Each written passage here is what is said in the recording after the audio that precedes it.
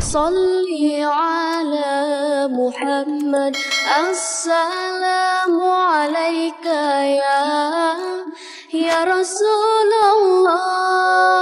Assalamu alayka ya Habibi, ya Nabi Allah, ya Rasulullah. Seorang juga ya wartawan dari Rusia masuk Islam di tahun 90. Bukunya sangat terkenal tuh di Rusia. Dia tulis bagaimana saya masuk Islam. Ternyata pada saat terjadi peperangan antara pasukan Rusia, pada suatu hari pasukan Rusia itu menyiapkan pasukannya yang paling luar biasa, yang dianggap ini pasukan ya pilihan, dengan tank-tanknya, pesawat tempurnya, helikopternya, dengan jumlahnya yang sangat banyak. Itu akan berhadapan dengan mujahidin di sebuah tempat yang terbuka padang pasir dan ada gunung-gunung batu di situ. Wartawan ini berada di pasukan orang-orang kafir karena dia masih kafir. Dia naik ke atas bukit yang tinggi yang kira-kira dia tidak terjangkau, dia lihat dari jauh. Lalu kemudian dia mulai tulislah, peperangan mulai terjadi, mulai detik ini dia tulis informasi terus, gitu kan.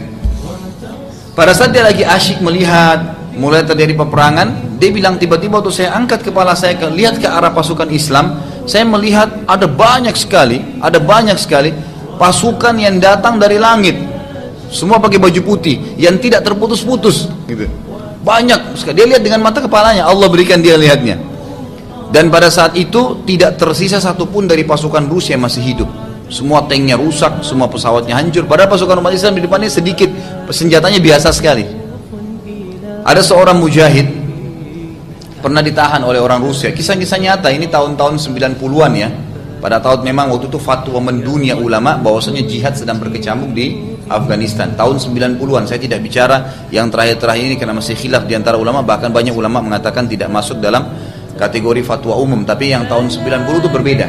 Ada satu orang lagi ditawan gitu kan oleh orang Rusia, pimpinan Rusia. Lalu orang Rusia ini bilang kepada mujahid ini, sebelum saya bunuh kamu, saya ingin tanya kepada kamu satu hal. Kira-kira apa yang membuat, senjata apa yang kalian buat, yang kalian pakai sampai bisa menghancurkan tank-tank kami? Sementara setiap mujahid yang ditangkap itu senjatanya yang paling canggih. Itu ada sebuah senjata dulu namanya Kalashnikov. Itu senjata yang paling dianggap luar biasa bagi muslimin, bagi mujahidin. Bagi orang Rusia itu paling biasa, senjata yang paling sederhana, gitu kan. Jadi masih banyak dari atasnya. Tapi kok bisa setiap mujahid ditangkap pasti itu senjatanya? Bagaimana bisa senjatanya jatuhin pesawat, jatuhin helikopter, ngerusak tank-tank? Si mujahid ini kisah nyatanya, dia pikir dia pasti akan dibunuh juga kok. Dia bilang gini, jangankan senjata-senjata kami ini, pasir kalau saya ambil, saya lempar ke tank kamu bisa membakar. Si pimpinan Rusia bilang, pasir kamu bisa bakar tank saya? Dia bilang iya. Buktikan, kalau kau bisa buktikan, saya tidak bunuh kamu. Dia bilang baik, tapi saya mau sholat dulu 2 rakaat. Udah, sholatlah dia. Dalam sujudnya dia berdoa begini. Ini dia kisahnya sendiri, kisahnya. Dia bilang, ya Allah, sungguh engkau tahu aku hanya ingin menakut-nakuti musuhmu, dan engkau tahu ya Allah sunnahmu tidak mungkin pasir bisa bakar tank, gitu. Tapi buktikan ya Allah kebesaranmu. Udah, selesai salam dengan penuh keyakinan dia akan dibunuh nih, selamat atau mati. Diambil pasir, dia bertakbir Bismillah Allahu Akbar, dilempar ke tank, terbakar.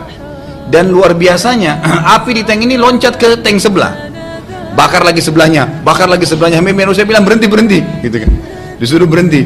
Udah, kamu bebas gitu ya. Jadi tanknya sampai terbakar dengan pasir. Tidak bisa dibayangkan bagaimana bisa terjadi gitu kan, nggak mungkin. Dan banyak, ada ratusan mungkin ribuan kisah yang seperti ini yang luar biasa. Salli ala Muhammad.